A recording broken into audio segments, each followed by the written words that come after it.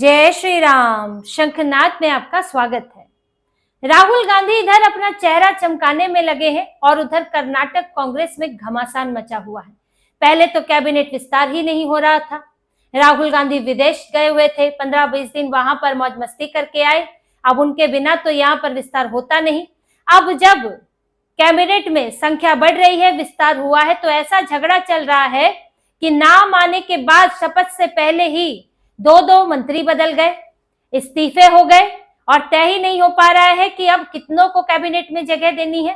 और जब कर्नाटक में ये सब चल रहा है तो इधर राहुल गांधी संसद के विरोध प्रदर्शनों में व्यस्त हैं। उन्हें यहाँ अपनी केंद्र की राजनीति करनी है और कर्नाटक को उन्होंने अब बस डीके शिव कुमार को जूझने के लिए छोड़ दिया है। कर्नाटक में जब डीके शिव कुमार को मुख्यमंत्री बनाया था तब यहाँ पर 13 मंत्री बनाए गए थे और उसके बाद पूरा विस्तार नहीं हुआ था। अब 20 मंत्री और बनाए गए जिनके नाम सामने आए, लेकिन जैसे ही नाम सामने आए तो इधर से सिद्धारमैया का दबाव पड़ा।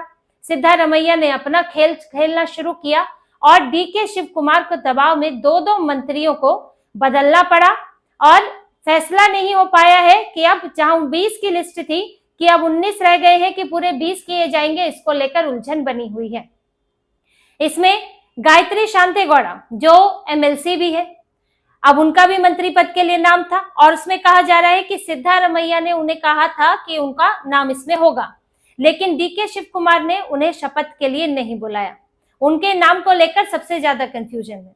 पहले मनकल वैद्य एक और इनके विधायक है, उनका नाम था, लेकिन फिर अंतिम समय में, शपथ से पहले अंतिम समय में एसएस मल्लिकार्जुन का नाम उसमें जोड़ा गया और उन्हें मंत्री पद दिया गया।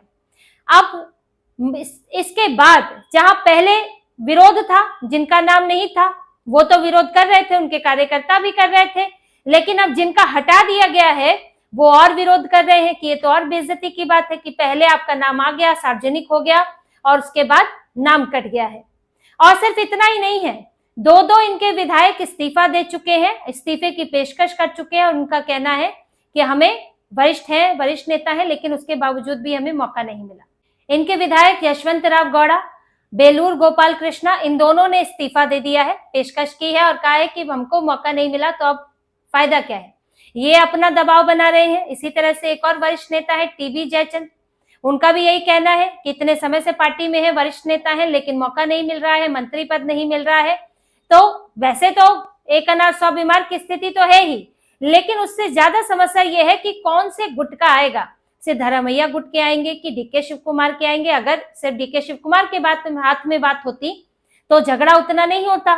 अब यहाँ जो शिव कुमार के समर्थन के उनके गुट के नेता हैं, उनको भी ये लगता है कि हमारा मुख्यमंत्री बनने के बावजूद भी हमें वो मौके नहीं मिल पाए हैं और उसकी वजह सिद्धारमैया है। सिद्धारमैया मुख्यमंत्री पद से हटने के बावजूद भी उनका दबाव इतना ज्यादा है और उनको आला कमान का भी कुछ हद तक समर्थन है, जिसके कारण डीके शिव कुमार की परेशानी बढ़ रही है।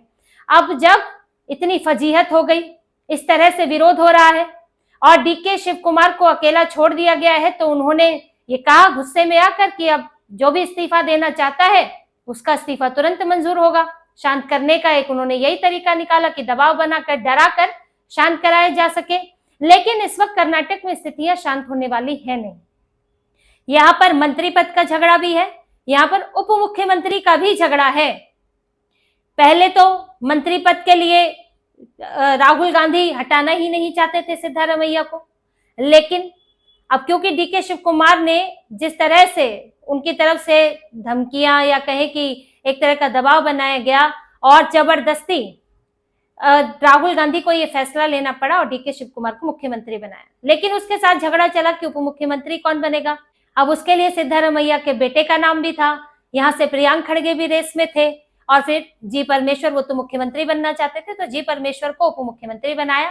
लेकिन यहाँ से जो मुस्लिम विधायक है इनके, उसमें जमीर अहमद, वो भी उप मुख्यमंत्री पद की मांग कर रहे थे और उनके लिए सुन्नी वक्फ बोर्ड ने भी मांग की थी और साथ में कई और मुस्लिम संगठन है, मुस्लिम नेता है, उन्होंने भी मांग की थी कि जमीर अहमद को उप मुख्यमंत्री बनाया जाना चाहिए।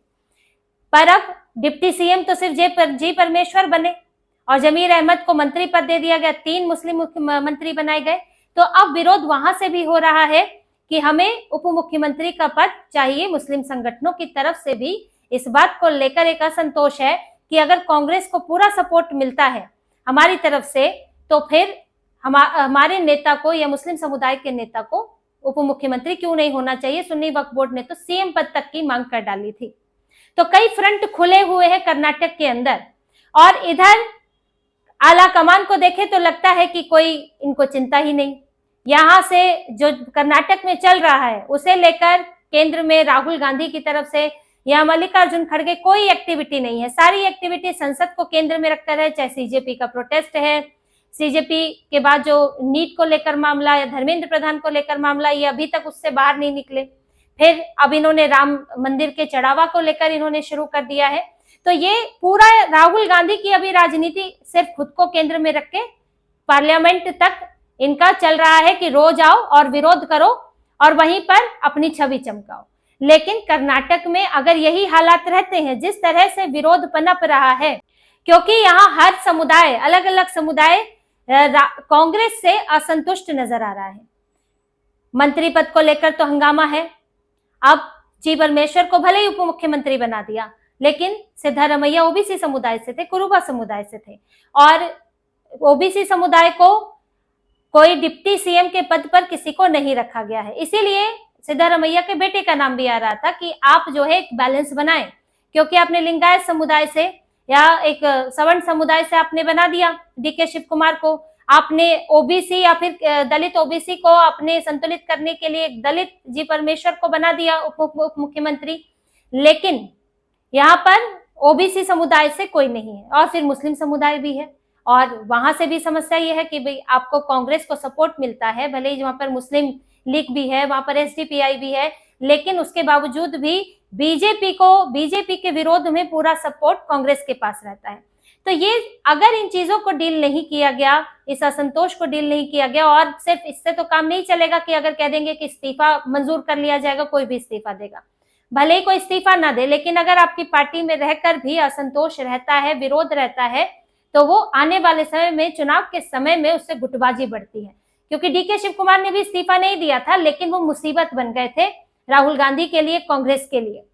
तो वही बात इस पर भी है, और अगर यही चलता रहा तो आगे कई गुट बनने वाले हैं। अभी तो सिद्धारमैया और डीके शिव कुमार का ही गुट है, लेकिन आगे चलकर जिस तरह से जमीर अहमद की महत्वाकांक्षाएं हैं, वो तो दिल्ली का चक्कर भी लगा चुके थे, तो उनका अपना गुट बन सकता है। यहाँ से सिद्धारमैया और ओबीसी नेताओं का अपना गुट बन सकता है। जी परमेश्वर भी मुख्यमंत्री बनना चाहते हैं, और अगर यही हाल रहा तो डीके शिव कुमार की कुर्सी को भी खतरा हो सकता है।